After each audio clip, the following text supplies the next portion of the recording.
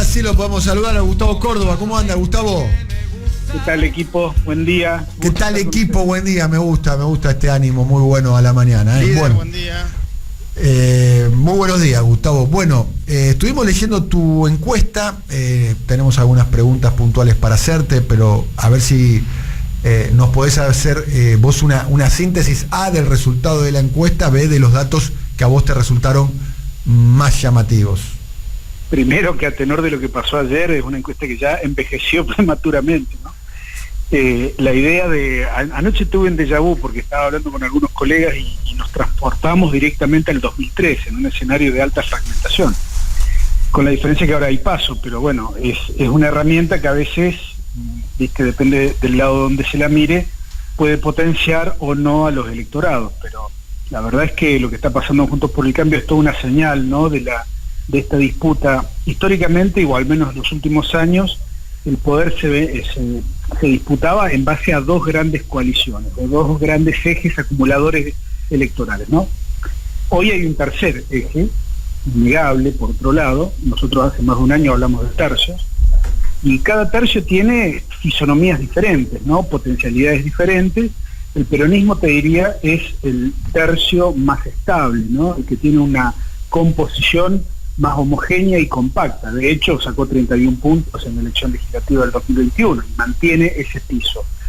Milei es el otro tercio que, te diría, mantiene una característica de crecimiento, ¿no? Te diría, no se le visualiza el techo por ahora. Y el tercio de Cambiemos, bueno, vimos lo que fue ayer, las peleas y la intensidad que está tomando ese enfrentamiento, ¿no? De hecho, yo considero que ese electorado que tienen ya no es un solo electorado, sino que son dos: el electorado Halcón y el electorado Paloma, que nada tienen que ver entre sí.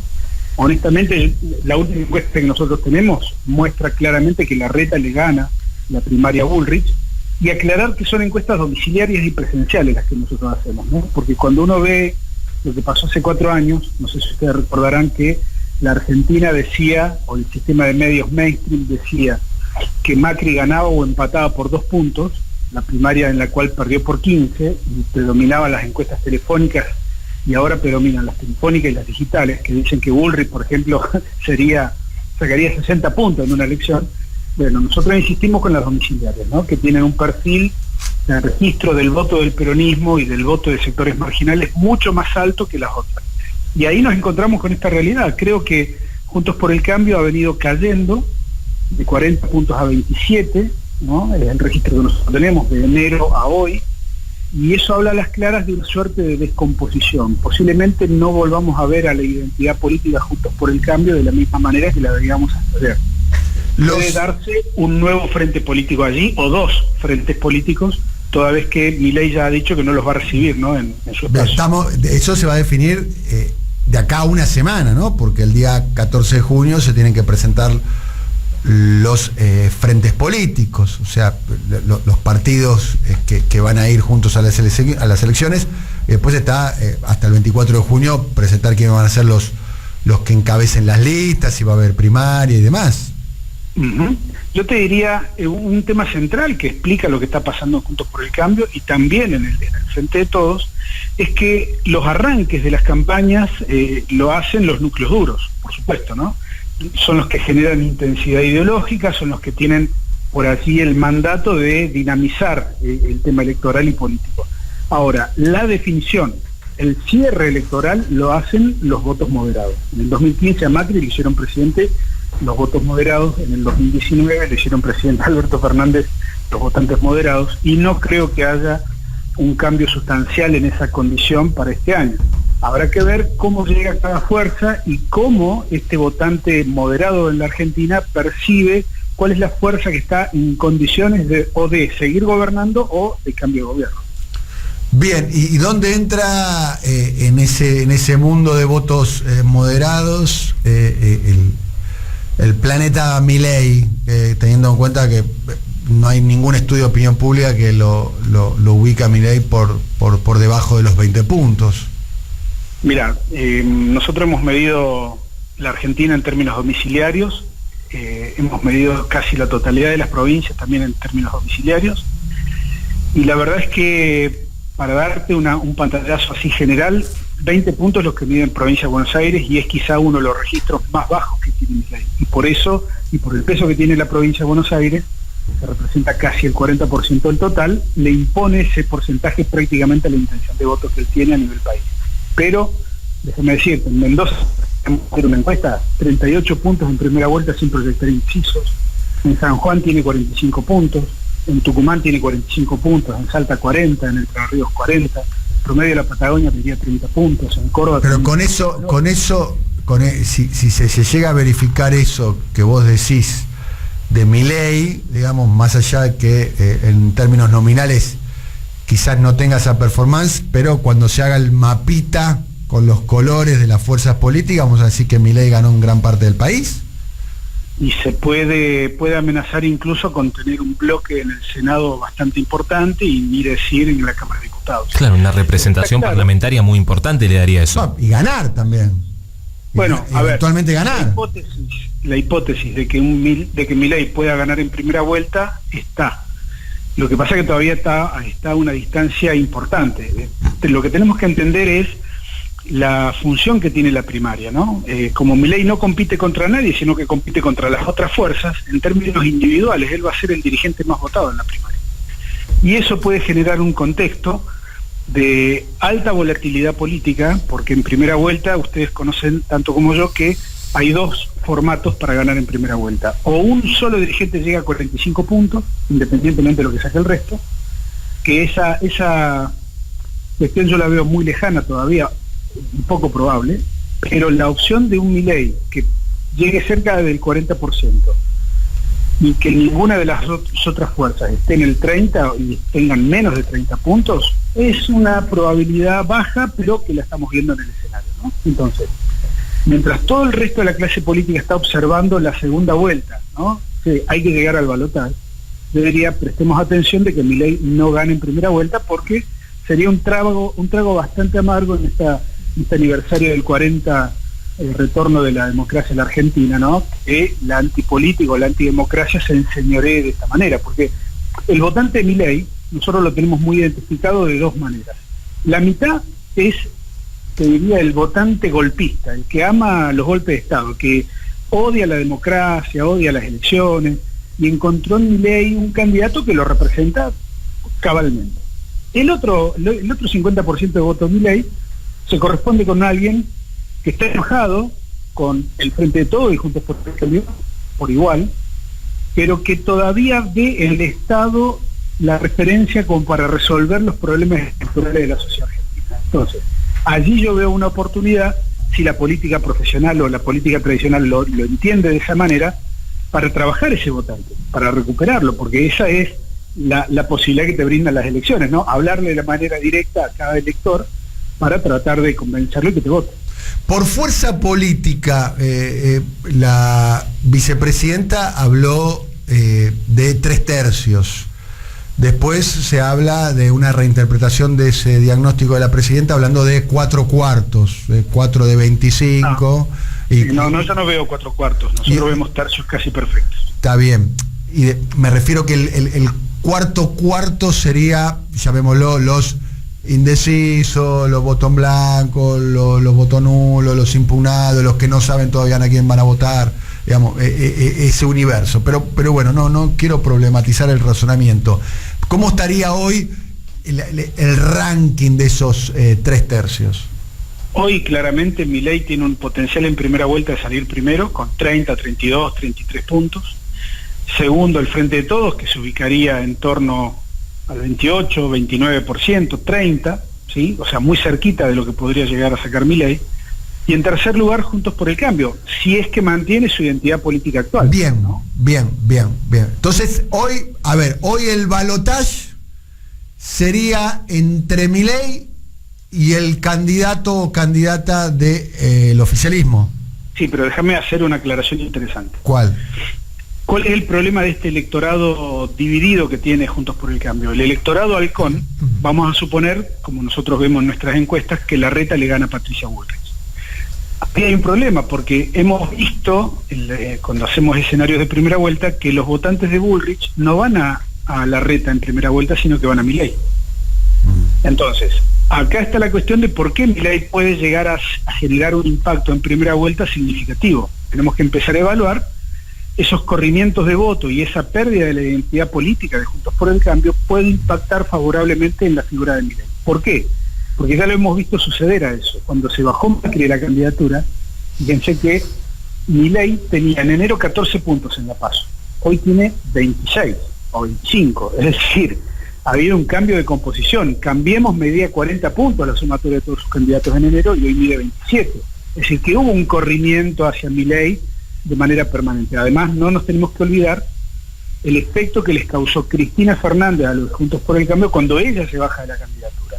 Que esto que te voy a decir, creo que nadie lo dimensiona de esta manera, porque los obligó a mirarse a los ojos, decir, bueno, a ver qué tenemos en común, porque caída Cristina de la candidatura y sin el antikirchnerismo como el motivante de la unidad de Juntos por el Cambio, hoy tienen que enfrentar sus diferencias internas, ¿no? Gustavo, te pregunto respecto de, en ese panorama que estás describiendo, ¿qué impacto tiene la elección del candidato? ¿Es lo mismo cualquier candidato del Frente de Todos para ir a una elección de estas características? Claro que no, y la metodología tampoco. Yo creo que hay que sopesar y evaluar muchas cuestiones. Por ejemplo, considerar lo que hizo Lula en Brasil, su corrimiento hacia el centro para ganar las elecciones, ¿no? Enfrentando a un Bolsonaro que hizo una gran... El gobierno lo está haciendo, ¿no, Gustavo? Bueno, yo hablo del Frente de Todos. Hablo de una estrategia el Frente de Todos, Cristina lo está haciendo, ¿no? Claramente. Eligió... La otra cuestión, yo te diría, o les diría, la última vez que el peronismo abrió la posibilidad de que sus votantes eligieran a un candidato a presidente fue cuando Menem derrotó a Cafiero, hace más de 30 años, ¿no? En la década del 90. Sería algo interesante de observar, porque hoy el peronismo tiene una potencialidad que tiene que registrarse de alguna manera, y posiblemente la apertura a las PASO puede significar una recuperación de un caudal electoral que perdieron en anteriores elecciones, ¿no? Entonces, yo diría, partiendo de la provincia de Buenos Aires, que es una fortaleza hoy con Axel Kicillof, yo lo escuchaba a ustedes en el análisis previo y coincido, lo que hay que observar aquí es, ¿tiene chances reales el peronismo de seguir gobernando? Yo diría, es altamente probable que sí, porque esta ruptura de Juntos por el Cambio está resignificando el escenario político argentino. Y claramente Cristina tuvo una visión, digamos, muy lineal de la política y real cuando dijo, bueno, acá el rival es Milei, ¿no? ¿Vos pensás que Cristina hizo un análisis acertado cuando dice que el rival es Milei? Indudable, porque obligó también a Juntos por el Cambio a redefinir. Yo a Macri, por ejemplo, lo escucho y siento en el fondo que a él le gustaría decir las mismas cosas que dice Milei. Y por eso a veces se contiene y a veces no, pero es muy interesante ver cómo Milei está atrayendo a votantes, ¿no?, de Juntos por el Cambio, los más conservadores o los más a la derecha, pero no a las dirigencias de Juntos por el Cambio. Interesante lo que dice Gustavo Córdoba. A ver, algunas definiciones. Hoy Milei está primero en las encuestas. Hoy ¿Rodríguez Larreta le estaría ganando a Patricia Burri la interna? Rodríguez Larreta se viene ganando desde que nosotros empezamos a medir el año pasado. Sí.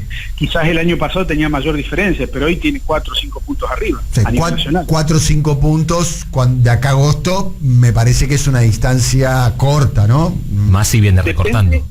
Depende cómo resuelvan sus diferencias internas, ¿no? Porque la imposibilidad de consensos internos no están en todas las fuerzas, ¿no? Este detalle. Pero justamente en Juntos por el Cambio, yo diría, 6 meses atrás eran gobierno electo, ¿no? Y había una percepción de que la alternancia estaba a la vuelta de la esquina. Evidentemente las señales que hoy están enviando al electorado no son las adecuadas y por eso está cayendo de la manera que está cayendo. Habrá que ver si se reconstituyen o si estamos ante la evidencia de un nuevo frente político o de 2 frentes políticos o de un escenario, como les decía al principio, muy parecido al del 2003, donde, recordemos, Néstor Kirchner termina siendo presidente después de sacar 21 puntos en primera vuelta. Sí, fue con 3 candidatos peronistas, ¿no? Estaba el presidente Menem y el presidente Adolfo Rodríguez Sá también, ¿no? Claro, a ver, yo les digo mi opinión personal. Si tengo que votar entre Drácula y Milei, voto los colmillos, ¿no? Gustavo, un abrazo muy grande. No puedo mejorar ese final. Abrazo enorme, que se cuiden mucho. Hasta luego. El tema es quién tiene los colmillos ahí, ¿no? Drácula o Milei. 9:48 minutos. A ver, me dejó mucho para analizar el testimonio de Gustavo Córdoba, ¿no? Sí. Mucho para analizar, ¿no? Porque hay muchos estudios de opinión pública que están hablando. Yo recuerdo cuando nosotros hicimos el programa especial de Milei, profe, que lo pueden ver en siempresoy.com.ar, que se publicó en el canal Red y demás, que lo hicimos con Valentina Castro. Decíamos que la novedad en aquel momento, y lo hicimos hace 2 meses, ¿no, profe? Menos. Creo que 2 meses, no, 2 meses, porque fue, o 2 meses, ponele, o menos o 2 meses, por ahí. La novedad era que Milei había perforado los 20 puntos. Exacto. O sea, y nosotros decíamos la novedad como la novedad. Qué grave llegó a 20 puntos, claro. Mirá lo que te estoy contando. Alarma. No, alarma no. Yo creo que Milei, y además lo dijimos en ese programa, que la verdad que yo estoy muy orgulloso de lo que hicimos con la caracterización de cómo estamos abordando el tema Milei, porque lo dijimos en ese programa y un poco es nuestro marco de análisis con la cuestión Milei, que a Milei no hay que subestimarlo, ni descalificar a sus votantes.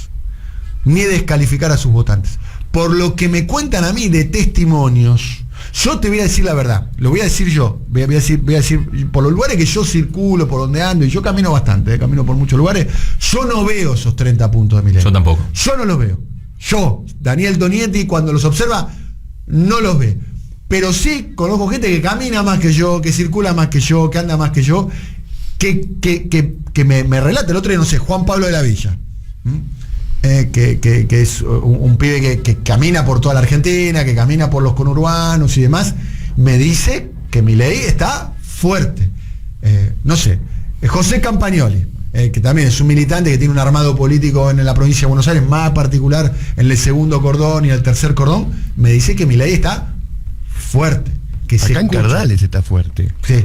Digo en los testimonios, en los testimonios, sí, de las percepciones. Y está muy fuerte entre los jóvenes.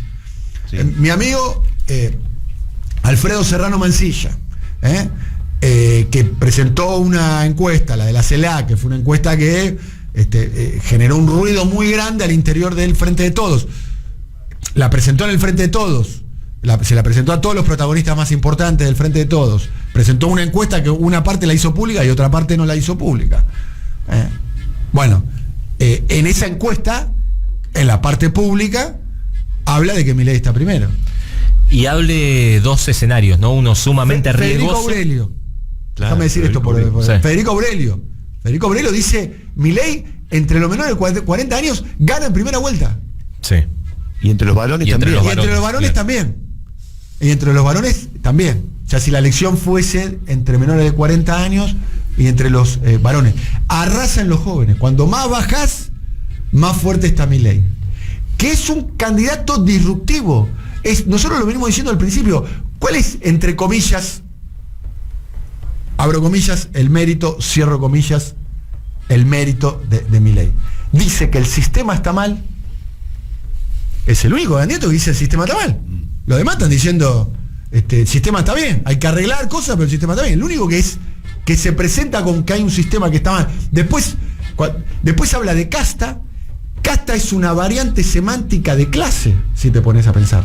La idea de nosotros y ellos es un tema para profundizar, pero visto desde la plebe, de alguna manera. Sí, a grandes rasgos. Tumulto. Sí. La idea de casta. De que ellos no son como nosotros. Exactamente. Eso. Estás vos que te mata laburando y está la casta que es la política. Más allá de que él es más casta que nadie. O sea, si hay alguien que representa los intereses de las castas, es Milei. Empleado de Ornequian, empresario favorito de acá, de este lado del Río Bravo, la lista es larga. Bueno. Y después habla de inflación. Que si vos te pones a pensar, ¿la inflación qué es? Salario. ¿Qué es la inflación? Ingresos. Pérdida de ingresos. O sea, clase, ingreso.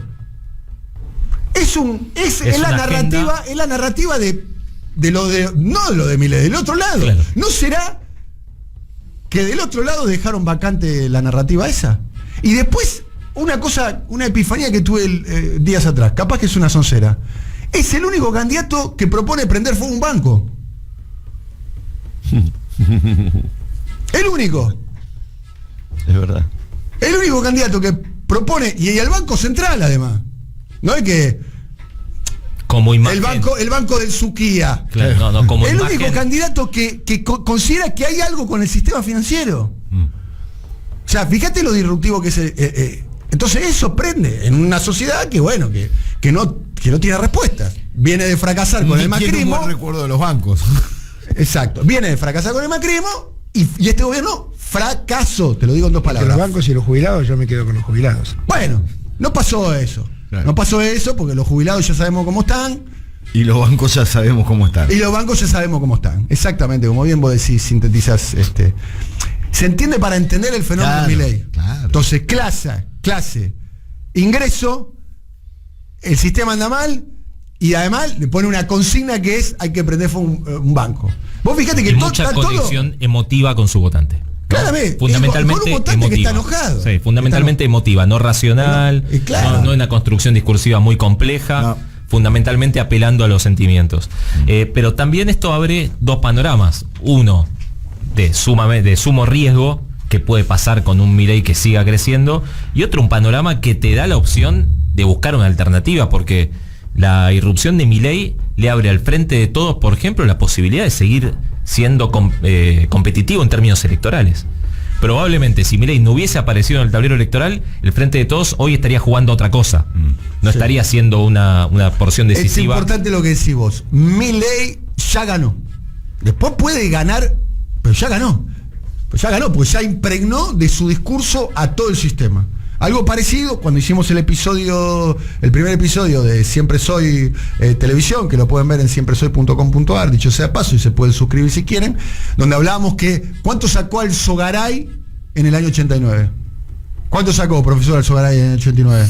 7,3%. Bien, se lo pregunto a usted porque usted era el que trajo ese dato. Mejor trajo ese dato del pasado al presente. Con el 7,3% en el 89, Alzogaray impuso su programa económico. Una década y pico de las ideas de Alzogaray. Sí. Tanto así que el Carlos...